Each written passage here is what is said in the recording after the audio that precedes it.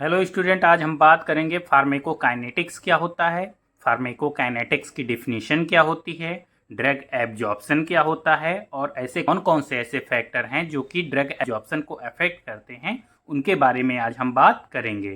तो चलिए शुरू करते हैं। स्टूडेंट्स, फार्मेकोकाइनेटिक दो वर्ड से मिलकर बना है जो कि फार्माको और काइनेटिक्स। फार्मेको मतलब ड्रग होता है और काइनेटिक्स मतलब मूविंग, है ना। तो हमारी ड्रग किस तरह से हमारी बॉडी में मूव करेगी, इसको हम लोग फार्मेकोकाइनेटिक्स में पढ़ेंगे। तो इसके बाद हम लोग पढ़ेंगे डिफिनेशन क्या होती है। तो जो फार्मेकोकाइनेटिक्स का मतलब होता है, तो it's mean what the body does to the drug, मतलब हमारी बॉडी ड्रग के साथ क्या करेगी या क्या करती है उसके बारे में पढ़ते हैं फार्मेकोकाइनेटिक में। ठीक है, इसकी अगली डिफिनीशन है pharmacokinetics is the study of drug movement through out the body. मतलब फार्मेकोकाइनेटिक एक ऐसी स्टडी है जिसमें हम ड्रग के मूवमेंट को पढ़ते हैं, पूरे बॉडी में किस तरह से ड्रग हमारी मूव करेगी उसको हम लोग पढ़ते हैं। ठीक है, इसके बाद एक और डिफिनीशन है कि it is a study that how drug are absorb distributed metabolised excreted from the body. मतलब हम लोग फार्मेकोकाइनेटिक में ये भी पढ़ते हैं कि हमारी जो ड्रग है वो किस प्रकार से एब्जॉर्ब होगी, किस प्रकार से डिस्ट्रीब्यूट होगी, किस प्रकार से मेटाबोलाइज्ड होगी और किस प्रकार से एक्सक्रीट आउट हो जाएगी बॉडी से। इसको हम लोग फार्मेकोकाइनेटिक्स में पढ़ेंगे। ठीक है, अब हम लोग समझेंगे कि फार्मेकोकाइनेटिक्स में एब्जॉर्प्शन किस प्रकार से होता है। ठीक है, ड्रग हमारे बॉडी में किस प्रकार से एब्जॉर्ब होगी, है ना। क्योंकि हमारी जो फार्मेकोकाइनेटिक्स है उसमें हम लोग एडीएमई पढ़ते हैं। एडीएमई मतलब एब्जॉर्प्शन, डिस्ट्रीब्यूशन, मेटाबॉलिज्म और एक्सक्रीशन। ठीक है, तो इसमें सबसे पहले हम लोग पढ़ेंगे कि एब्जॉर्प्शन क्या होता है, ड्रग का एब्जॉर्प्शन कैसा होगा। ठीक है, तो the process of a substance entering to the blood circulation. Absorption यही होता है कि कोई भी सब्सटेंस है वो हमारे ब्लड सर्कुलेशन में किस तरह से इंटर करेगा, किस प्रकार से पहुंचेगा, इसके बारे में हम लोग पढ़ेंगे एब्जॉर्प्शन के बारे में, मतलब एब्जॉर्प्शन के अंतर्गत। ठीक है स्टूडेंट, एब्जॉर्प्शन कई प्रकार से हो सकता है ना। तो जैसे कि एब्जॉर्प्शन एक होता है ओरल रूट के थ्रू। ठीक है, जैसे कि हमने कोई भी ड्रग खाई, ड्रग खाने के बाद वो हमारे पहले स्टमक में पहुंची, वहां पे इसका क्या हुआ, डिसइंटीग्रेशन हुआ। डिसइंटीग्रेशन मतलब कोई भी ड्रग खाया तो वो छोटे छोटे टुकड़ों में क्या होगी, टूट जाएगी, है ना। टूटने के बाद उसका डिजोल्यूशन होगा। डिजोल्यूशन में और उसके पार्टिकल साइज और छोटे हो जाएंगे, वो पूरी तरह से डिजॉल्व हो जाएगी ड्रग, है ना। और वो डिजॉल्व होकर के स्मॉल इंटेस्टाइन में, क्योंकि स्मॉल इंटेस्टाइन में मैक्सिमम ड्रग एब्जॉर्ब होती है एपिथेलियल लाइनिंग से, तो वो ड्रग आएगी। कुछ ड्रग हो सकता है कि स्टमक से एब्जॉर्ब हो जाए, अगर स्टिक सॉल्बल ड्रग है तो स्टमक से एब्जॉर्ब हो जाएगी, नहीं बेसिक सॉल्बल ड्रग होगी या एल्कली सॉल्बल ड्रग होगी तो वो हमारे स्मॉल इंटेस्टाइन की एपिथेलियल लाइनिंग से ही एब्जॉर्ब होगी। ठीक है, तो वो ड्रग आएगी हमारी एपिथेलियल लाइनिंग से एब्जॉर्ब हो जाएगी। तो ये हो गया ओरल डोज जो हम ओरली लेते हैं। ठीक है, और कुछ और भी टाइप हैं एब्जॉर्प्शन के, जैसे कि आईवी रूट के द्वारा देते हैं, तो वो सीधा हमारे ब्लड स्ट्रीम में चली जाती है और वहीं से एब्जॉर्ब हो जाती है ना। ब्लड स्ट्रीम में एब्जॉर्ब होकर सिस्टमिक सर्कुलेशन में वो पहुंची जाएगी, जिसकी वजह से आईवी रूट की बायो अवेलेबिलिटी 100% होती है। और ये ओरल रूट की अवेलेबिलिटी 60 से 70% हो सकती है, और 60 से 70% के अलावा जो ड्रग बची रह जाएगी वो हमारे बायो ट्रांसफॉर्मेशन क्योंकि होता है लीवर में, तो जिसकी वजह से स्मॉल मॉलिक्यूल्स में टूट करके एक्सक्रीट आउट हो जाएगी। तो इसको भी हम लोग आगे पढ़ेंगे। ठीक है, तो इसके अलावा जो और दूसरे रूट हैं, आईवी रूट है, आईएम रूट है, सबलिंगुअल रूट है। सबलिंगुअल जो अंडर द टंग देते हैं हम लोग, है ना, बिलो द टंग मतलब जीभ के नीचे रख देते हैं। इसके बाद है स्किन द्वारा टॉपिकल रूट है ना। टॉपिकल रूट के द्वारा स्मॉल कैपिलरी के थ्रू क्या हो जाएगी, ब्लड स्ट्रीम में पहुंच जाएगी, है ना। और ये जो टंग अंडर टंग हो देते हैं, क्योंकि ये हाईली वेस्कुलराइज एरिया होता है, तो इस जगह से बहुत तेजी से ड्रग हमारे ब्लड स्ट्रीम में पहुंचती है। ठीक है, तो ये कुछ अपने टाइप हो गए जहां से एब्जॉर्प्शन होता है ड्रग का। ठीक है, इसके बाद हम लोग पढ़ेंगे ड्रग डिस्ट्रीब्यूशन कैसे होता है। ठीक है, तो a substance get distributed through out the blood and body tissue. कहने का मतलब यही है कि कोई भी हमने ड्रग दिया, वो खा गया और ये कुछ जो यहाँ से स्टमक से एब्जॉर्ब हुई, या मैक्सिमम ड्रग कहाँ से एब्जॉर्ब होती है, स्मॉल इंटेस्टाइन की एपिथेलियल लाइनिंग से एब्जॉर्ब होती है। क्योंकि यहाँ पे सरफेस एरिया स्टमक से ज़्यादा होता है, इसलिए एब्जॉर्प्शन हमारे एपिथेलियल लाइनिंग में ज़्यादा होगा, है ना। जितना ज़्यादा सरफेस एरिया उतना ज़्यादा एब्जॉर्प्शन, है ना।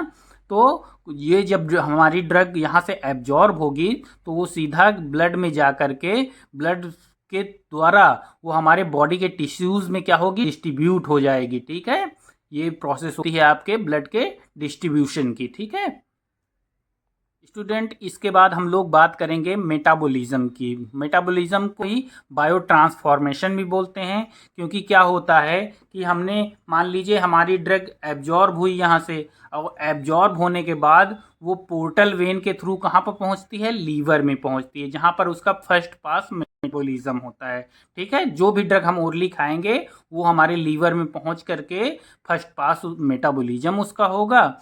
और उसमें क्या होता है, फर्स्ट पास मेटाबॉलिज्म में ड्रग एक फॉर्म से दूसरे फॉर्म में टूट जाती है या एक फॉर्म से दूसरे फॉर्म में बदल दी जाती है ना। मान लीजिए कोई भी ड्रग बहुत ही एक्टिव ड्रग है तो वो लेस एक्टिव में कन्वर्ट कर दी जाएगी। ठीक है, और इनएक्टिव ड्रग है तो कुछ ड्रग होती हैं वो एक्टिव ड्रग में कन्वर्ट हो जाती हैं। कुछ ड्रग ऐसी होती हैं जैसे कि लीवोडोपा, वो जब हम लोग खाते हैं तो इनएक्टिव रहती है, जब हमारे लीवर में पहुंचती है तो उसका बायो ट्रांसफॉर्मेशन होता है। लीवर में हमारे जो हिपैटिक माइक्रोसोमल एंजाइम होते हैं उस ड्रग को और एक्टिव कर देते हैं, तो ये ड्रग एक्टिव हो जाती है। ठीक है, तो इस तरह से मेटाबॉलिज्म में यही होता है कि कोई भी ड्रग है वो अपने फॉर्म से दूसरे फॉर्म में तोड़ दी जाएगी। मान लीजिए लिक्विड सॉल्युबल ड्रग है तो वो लिक्विड फॉर्म लिपिड फॉर्म में तो बाहर निकल नहीं सकती यूरिन और फिशेस के द्वारा, है ना।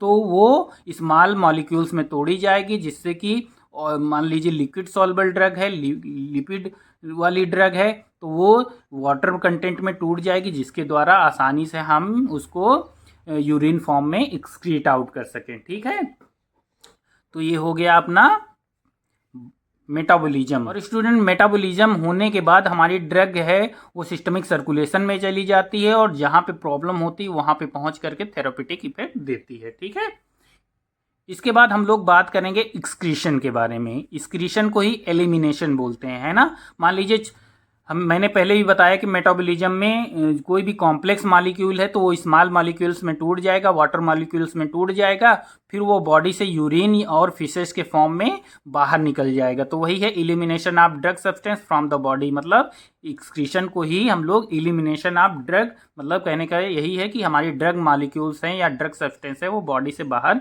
निकाल दिए जाएंगे एक्सक्रीशन के फॉर्म में। स्टूडेंट्स, अब हम बात करेंगे ड्रग एब्जॉर्प्शन क्या होता है और कितने टाइप से ड्रग एब्जॉर्प्शन हो सकता है। ठीक है, तो चलिए शुरू करते हैं।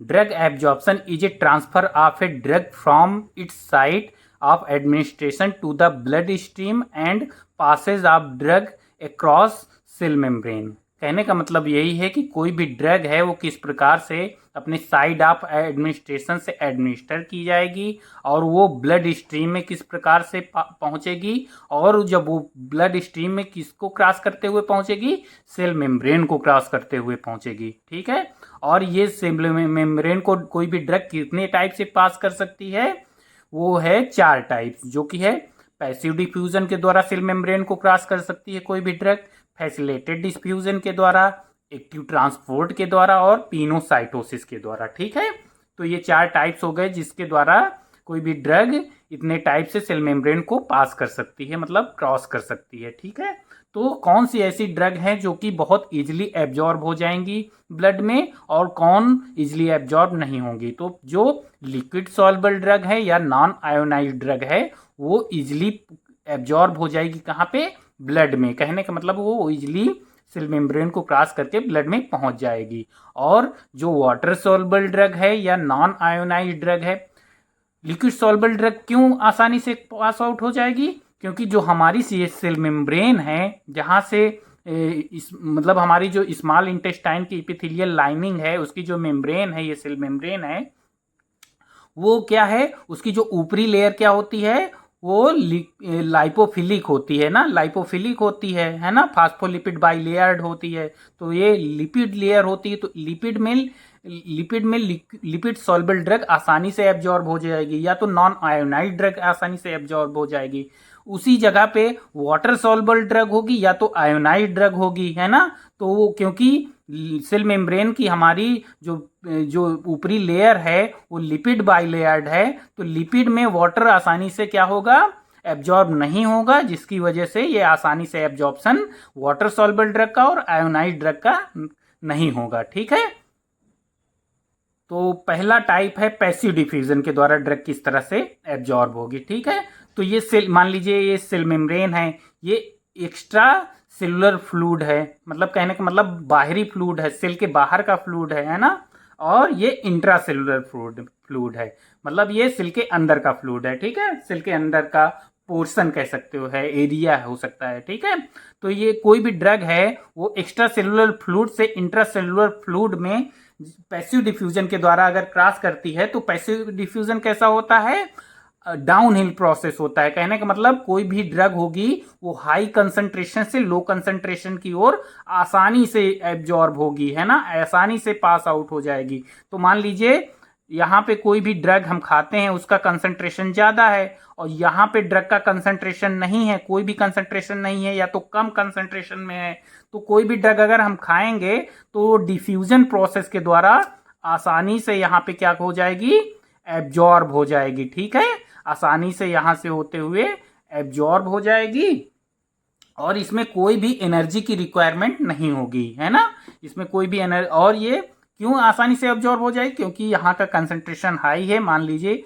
कोई भी हमने ड्रग खाया तो इंटेस्टाइन के एपिथेलियम लाइनिंग में बहुत सी कंसंट्रेशन हाई है ड्रग का, और जो ब्लड है ना, तो उसमें ब्लड में कंसंट्रेशन नहीं है, तो हमारी हाई कंसंट्रेशन से लो कंसंट्रेशन की ओर कोई भी ड्रग है वो क्या कर जाएगी, पास आउट हो जाएगी। ठीक है, एब्जॉर्ब हो जाएगी। तो ये पहला टाइप हो गया पैसिव डिफ्यूजन का। ठीक है स्टूडेंट, हमारे सेल मेम्ब्रेन में कई सारी क्या होती हैं, पोर्स पाए जाते हैं जहां से ड्रग हमारी क्रॉस कर सकती हैं। तो अगर वाटर सॉल्युबल कोई भी ड्रग है तो उसके लिए एक्वापोरिन्स पाए जाते हैं। ठीक है, वो क्या करते हैं, वाटर सॉल्युबल ड्रग को अपने कोई भी सेल मेम्ब्रेन के द्वारा क्रॉस आउट करवा देते हैं, है ना।